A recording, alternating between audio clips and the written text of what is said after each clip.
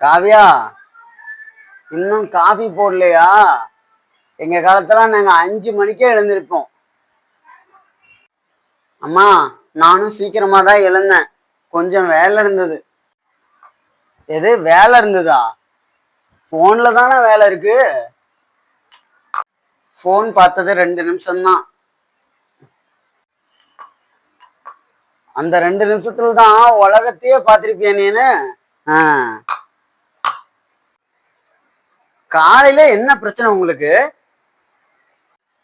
உங்க அம்மாவை கேளு, உன் பொண்டாட்டிய கேளு.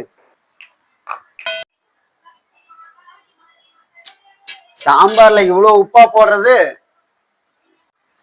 அம்மா, கொஞ்சம் தான் போட்டேன். எனக்கு தெரியும், நான் சமைச்சு 30 வருஷம் ஆச்சு. அம்மா, நான் சமைக்க ஆரம்பிச்சு 3 வருஷம் தான். கொஞ்சம் கொஞ்சமா கத்துக்குவேன்.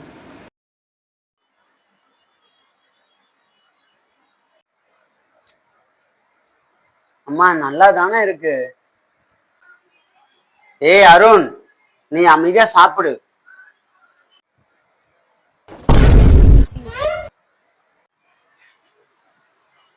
காவியா, துணி எப்படியா காய போடுறது? என்ன ஒரு துணி கூட உனக்கு காய போட தெரியல. சப்பா, எப்படிமா? பாரு, சொல்லித்தரேன் பாரு, துணி எப்படி காய போடணும்னு.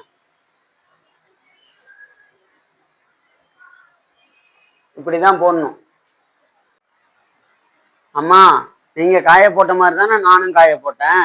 இதுல என்ன தப்பு இருக்கு? நான் போட்டா சரி, நீ போட்டா தப்பு. சரியா?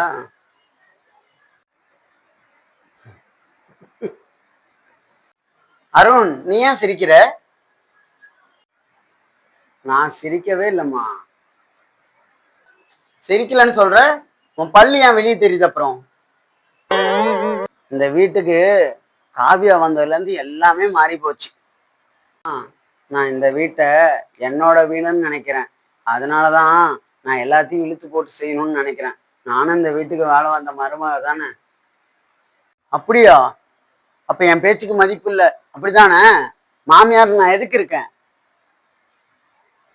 உங்க மேல மதிப்பு மரியாதை எல்லாமே இருக்குமா.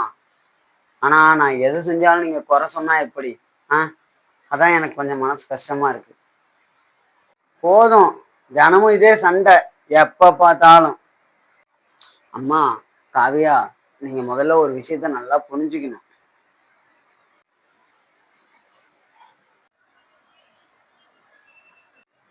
அம்மா, உங்களுக்கு ஒரு நல்ல மருமக கிடைச்சிருக்கா. காவியா, உனக்கு நல்லா புரிஞ்சுக்கோ, உனக்கு ஒரு அம்மா கிடைச்சிருக்காங்க.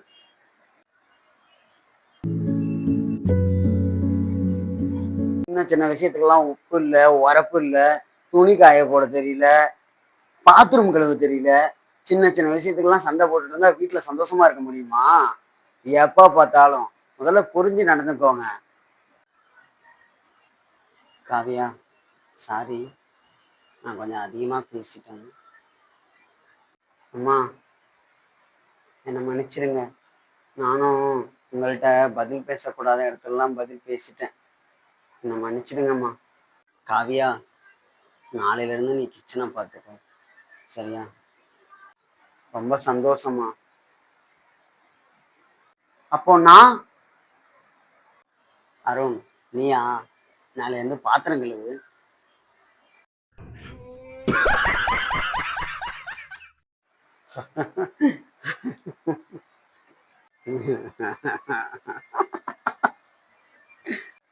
அப்போ நீங்க சண்டை போட்டதெல்லாம் என்ன வேலை வாங்கதான், அப்படிதானே? வீட்டுல எவ்வளவு பெரிய பிரச்சனை வந்தாலும் எல்லாரும் விட்டு கொடுத்து அட்ஜஸ்ட் பண்ணி வேலை செஞ்சா எந்த ஒரு வீட்லயும் எந்த ஒரு பிரச்சனையும் வராது. சரிங்களா? போகும்போது ஒண்ணுமே இல்லை, இருக்கிற வரையும் சந்தோஷமா இருந்துட்டு போகணும். இதுதான் என்னோட கருத்து. உங்களுக்கு பிடிச்சிருந்தா நம்ம வீடியோவை லைக் பண்ணிட்டு அப்படியே நம்ம சேனலை சப்ஸ்கிரைப் பண்ணிட்டு சப்போர்ட் பண்ணுங்க. சரிங்களா? நெக்ஸ்ட் வீடியோ இதே மாதிரி வரும், பார்த்து சப்போர்ட் பண்ணுங்க. வீடுன்னு இருந்தா சில பல பிரச்சனைகள் வரதான் செய்யும். அது மாமியார் தப்பு பண்ணாலும் சரி, மருமக தப்பு பண்ணாலும் சரி, 2 பேரும் அனுசரித்து விட்டு கொடுத்து போகணும். அப்போதான் குடும்பம் நல்லா இருக்கும். ஏன்னா இன்னொருத்தவங்க வீட்டுல இருந்து வர பொண்ணு என்ன எவ்வளோன்னு நமக்கு தெரியாது. அதனால கஷ்டமோ நஷ்டமோ அந்த பொண்ணு கொஞ்சம் நல்லது கெட்டதை சொல்லி கொடுத்து வளர்க்கணுமே தவிர, நீ இது பண்ணா தப்பு அது பண்ணா தப்புன்னு குறை சொல்லக்கூடாது. ஏன்னா குறை சொன்னா எல்லாருக்கும் கஷ்டமா தான் இருக்கும். அதனால புரிஞ்சு நடந்துட்டு சந்தோஷமா இருங்க. ஏன்னா போகும்போது ஒன்றுமே கிடையாது. இருக்க வரையும் எல்லாரும் சந்தோஷமா இருக்கணும். சரிங்களா? இந்த மாதிரி வீடியோ ரெகுலராக வரும். பாருங்க. உங்களுக்கு பிடிச்சிருந்தா அப்படி இந்த வீடியோக்கு லைக் பண்ணிட்டு அப்படியே நம்ம சேனலை சப்ஸ்கிரைப் பண்ணிடுங்க. பாய்.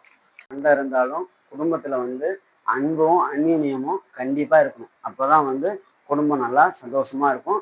மேல் மேலே வளரும். சரிங்களா? நல்லா புரிஞ்சு நடந்துக்கோங்க. இனிமேல் மாமியார் மருமகளை சண்டை போட்டுக்காதீங்க. சந்தோஷமாக இருங்க.